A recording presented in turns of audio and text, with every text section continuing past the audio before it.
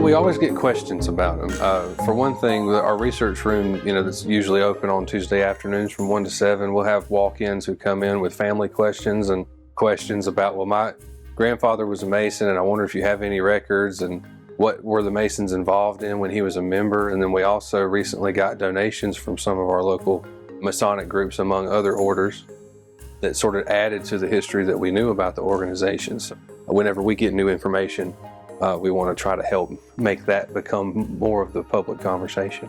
Throughout Anderson County history, but also throughout U.S. history, there's always been a big fascination with secret societies and what's going on behind the scenes, how much power do they really have, what sorts of decisions are being made unbeknownst to the general public, right?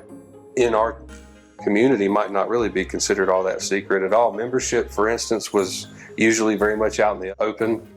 We've got group photos of the Masons and the Oddfellows and wearing their regalia in public for public events and different ceremonies. As a case point, I compared the Freemasons to the Farmers Hall Society, which was a very, very well-known and public organization, a fraternal organization that was established in Pendleton in 1815, one of the earliest of its kind, really. And it did have some similarities with what you might imagine as a Freemason group, including exclusive membership and infrastructure for the economic and political benefits that go along with membership, so they could kind of offer favors to their members. And then the leadership might have certain names or ranks that go along with it. But the main differences that you would see between the Farmers Hall and the Masonic Lodge would be in the wearing of the ceremonial regalia. The things that were really kept secret were the actual details of the rituals themselves and what items were used in rituals and in what ways.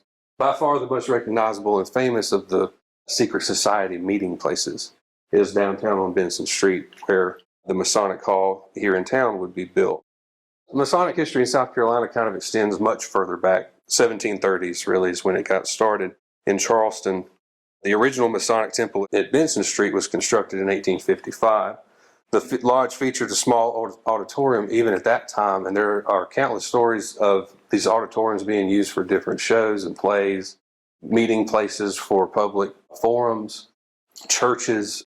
This is the laying of the cornerstone of the historic courthouse that's currently standing. This was in 1897, and the Freemasons would often be part of these very public ceremonies where the cornerstone would be laid. It's a very symbolic thing for their organizations too.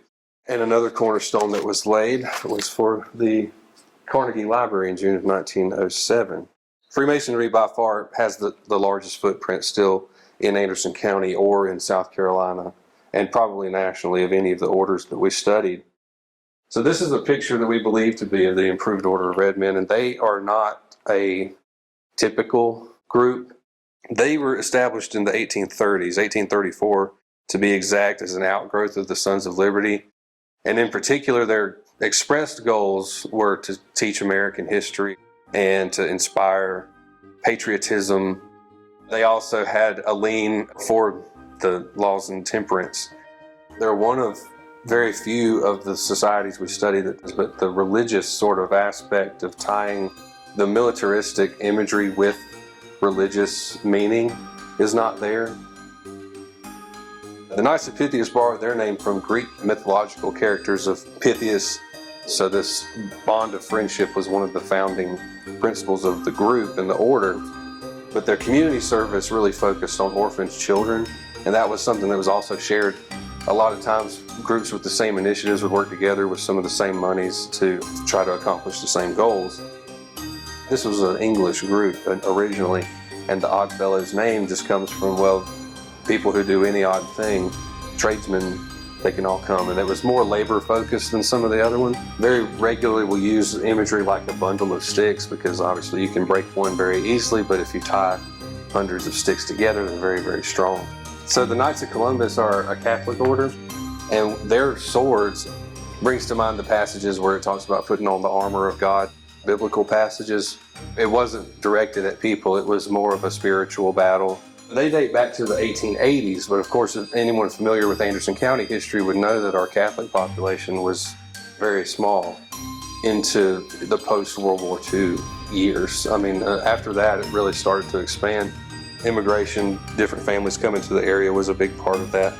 There's pieces to this puzzle that we are obviously still looking for, so if anybody out there would have more information on a different group that they don't see us doing a dive into, we're happy to look at resources they might have.